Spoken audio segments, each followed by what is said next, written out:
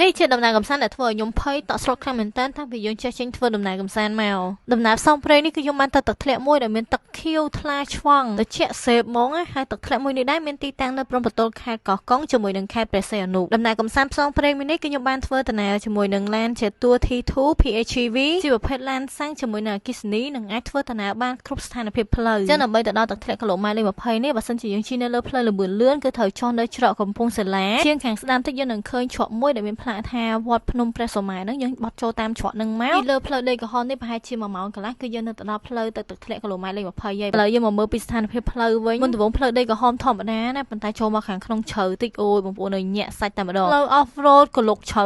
ហើយច្រឡងទឹកហូរហ្មងណាតែជាទូ T2 នេះនៅតែអាចទៅមុខបានដោយសារតែបានបំពាក់ជាមួយនឹងប្រព័ន្ធពង2 4WD អាចជិះបានគ្រប់ស្ថានភាពផ្លូវនិងមាន driving mode ជាច្រើនដូចជា Eco mode, Normal, Sport mode សម្រាប់អ្នកដែលគាត់ចូលចិត្តផ្សងព្រេងវិញឡាននេះក៏មាន Terrain mode ដូចជា Sand, Mud, Snow និង Rock mode ដែលធ្វើឲ្យការបើកបរសម្របទៅតាមស្ថានភាពផ្លូវជាទូ T2 នេះខាងក្រៅមើលទៅរឹងមាំបែប Adventure ប៉ុន្តែខាងក្នុងរបស់គេវិញ design ចេញមកបែបជាលក្ខណៈកម្មញ័យមើលទៅ Luxury កន្លែងអង្គុយធំទូលាយសម្ភារៈខាងក្នុងឡានគឺ Premium បច្ចេកវិទ្យាទំនើបហ្មងចឹងធ្វើឲ្យការធ្វើដំណើររបស់យើងមិនថា on road ឬមួយក៏ off road គឺមានផាសុកភាពហ្មងតែជិះឡានមានផាសុកភាពផងឥឡូវធ្លាក់ខ្លួនមកជិះម៉ូតូបាននិយាយលេងបងប្អូនចឹងយើងត្រូវឈប់ឡាននៅផ្ទះអ្នកភូមិហើយជិះម៉ូតូមកមួយគាត់ជិះប្រហែល1គីឡូអីហ្នឹងគឺយើងត្រូវដើរទៅខាងលើភ្នំបន្តទៀតសារតែផ្លូវដាច់យើងជិះម៉ូតូឡើងទៅមាត់កើតទេហើយខ្ញុំមិនដឹងសោះថាទៅទឹកធ្លាក់ហ្នឹងគឺយើងត្រូវដើរឡើងភ្នំហ្នឹងប្រហែលជា4គីឡូទៀត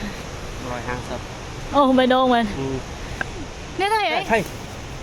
អូនខ្ញុំខ្យល់ចាប់មុខឡើងស្លេកងាសារតែលើឡើងទៅចិត្តបងគឺវាចោតខ្លាំងហើយអូនខ្ញុំគាត់មិនមែនជាអ្នកធ្លាប់ឡើងភ្នំឡើងអីទេហើយតាំងពីព្រឹកមកញ៉ាំបានតែនំប៉័ងម្ដុំទៀតផ្សំនឹងថ្ងៃក្តៅខ្លាំងហើយគាត់ពាក់អាវហប់ទៀតចឹងធ្វើឲ្យគាត់ស្លេកស្លាំងខ្យល់ចាប់គុំតបានពូសហគមន៍មកជួយតន់ណាគុំអីមិនដឹងជាយ៉ាងម៉េចយ៉ាងម៉ាទេហើយចុងក្រោយនេះពួកយើងក៏បោកបង់ឲ្យបន្តទៅទឹកធ្លាក់គីឡូម៉ែត្រលេខ20នឹងទេប៉ុន្តែយើងចូលមកខាងក្រោមនេះក៏មានទឹកធ្លាក់មួយដែលស្អាតដូចគ្នាដែរទឹកធ្លាក់មួយនេះគាត់ហៅថាទឹកធ្លាក់គីឡូម៉ែត្រលេខ17អត់ដែលមានតែគេមកថតនេះណាប៉ុន្តែទឹកធ្លាក់មួយនេះស្អាតដូចគ្នាបងប្អូនហើយវាក៏ជាខ្សែទឹកតែមួយពីទឹកធ្លាក់គីឡូម៉ែត្រលេខ20ចុះមកខាងក្រោមនឹងមកដល់លេខ17 15អីហ្នឹងទៅហើយនេះមើលទឹកគេឡើងថ្លាខៀវដូចគុជអញ្ចឹងដល់ភ្លាមពូគាត់បញ្ញាអាំងមន់ណាដើម្បីឲ្យយើងបានឆាប់បាយថ្ងៃអញ្ចឹងពួកដូចនិយាយអញ្ចឹងពួកខ្ញុំដាច់បាយហើយកម្រងទៅញ៉ាំនៅខាងលើទឹកធ្លាក់គីឡូម៉ែត្រលេខ20នោះហ៎តែមានណាឡើងអត់ដល់តែក៏មិនអីដែរយើងបានទេសភាពនេះស្អាតដែរបងប្អូនអើយសំខាន់ឲ្យតែគ្នាយើងទៅដើរលេងហ្នឹងមានសុវត្ថិភាពសប្បាយគ្រប់គ្នាគឺល្អហើយដូចឃើញចឹងបងប្អូនទឹកធ្លាក់នៅនេះក៏ស្អាតហើយឈៀលដូចគ្នាដែរមើលតែទឹកទៅគឺចង់ទៅលេងហ្មងហើយខ្ញុំក៏កម្រងនឹងទៅលេងនៅតំបន់នឹងម្ដងទៀតដែរតំបន់ហ្នឹងមិនមានតែទឹកធ្លាក់គីឡូម៉ែត្រលេខ20ហ្នឹងទេបងប្អូនមានទឹកធ្លាក់ច្រើនណាស់ហើយសុទ្ធតែស្អាត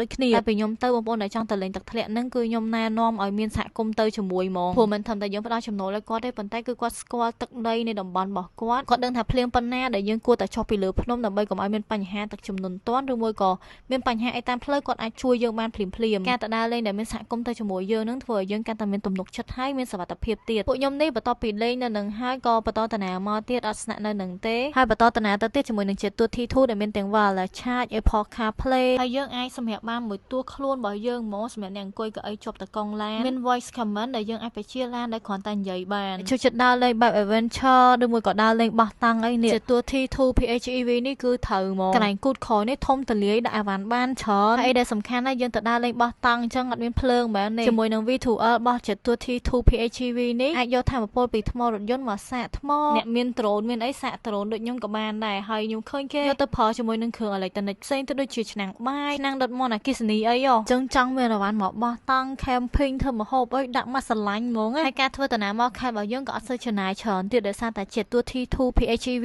នេះប្រើប្រព័ន្ធ plug-in hybrid ដែលរួមបញ្ចូលទាំងម៉ាស៊ីនសាំងនិងម៉ូទ័រអគ្គិសនីជួយកាត់បន្ថយការប្រើប្រាស់ប្រេងពេលយើងធ្វើដំណើរតាមផ្លូវនោះយើងគ្រាន់តែដូរពី mode HEV នឹងមក EV វិញមកគឺវានឹងប្រើប្រាស់ថាមពលអគ្គិសនីជំនួសសាំងហើយអញ្ចឹងពេលខ្ញុំទៅមានតែប៉ុណ្្នឹងទេសម្រាប់ព័ត៌មានបន្ថែមបងប្អូនអាចតាក់ទងទៅ page ជាតួ Cambodia បានជួបគ្នានៅវីដេអូក្រោយបាយ